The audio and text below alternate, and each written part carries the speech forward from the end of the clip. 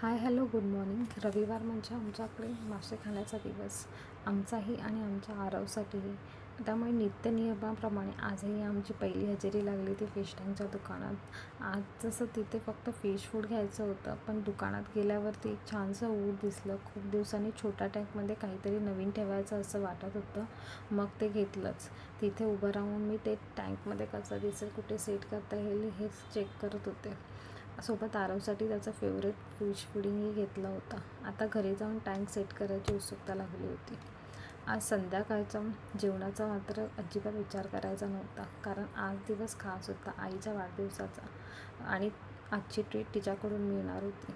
आपण लहान असताना आईबाबांकडून पैसे मागणे ही गरज असते, शाळेच्या खाऊसाठी, ऑटोसाठी, एखादी छान वस्तू विकत घेण्यासाठी. सगळ्यासाठी त्यांच्याकडे हात पसरावा लागतो. पण गंमत म्हणजे मोठं झाल्यावर, स्वतः कमवायला लागल्यावर कधी कधी मुद्दाम त्यांच्याकडे 20-50 रुपये मागावे असं वाटतं. पैसे नसतात म्हणून नाही, तर त्या क्षणी पुन्हा एकदा लहान झाल्यासारखं वाटतं म्हणून. तेही अगदी प्रेमाने पैसे देतात आणि आपणही तितक्या हक्काने ते घेतो. त्या छोट्याशा गोष्टीत एक वेगळाच आनंद दडलेला असतो. तो आनंद पैशाचा नसतो, तो असतो आपुलकीचा. आम्ही आईसोबत असंच काहीसं केलं होतं. आम्ही तिचा लाडक्या बहिणीचा फॉर्म भरून दिला होता आणि तेव्हा तिला सांगितलं होतं, जर तुला पैसे येऊ लागले तर आम्हाला ट्रीट द्यायची.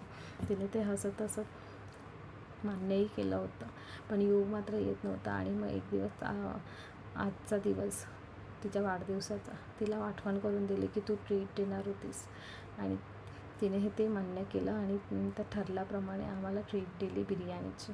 तिला केक कापणं, फोटो काढणं हे सगळं काही आवडत नाही. ती म्हटली, मी तुम्हाला बिर्याणीची ट्रीट देते, पण मी काय तुमच्यासोबत येणार नाही, तुम्ही तुमचं काही ते एन्जॉय करा. तर असा होता आमचा आईच्या वाढदिवसाचा आणि तिने दिलेल्या बिर्याणी ट्रीटचा सुंदर दिवस. जर तुम्हाला व्हिडिओ आवडला असेल तर नक्की लाईक, शेअर, सबस्क्राईब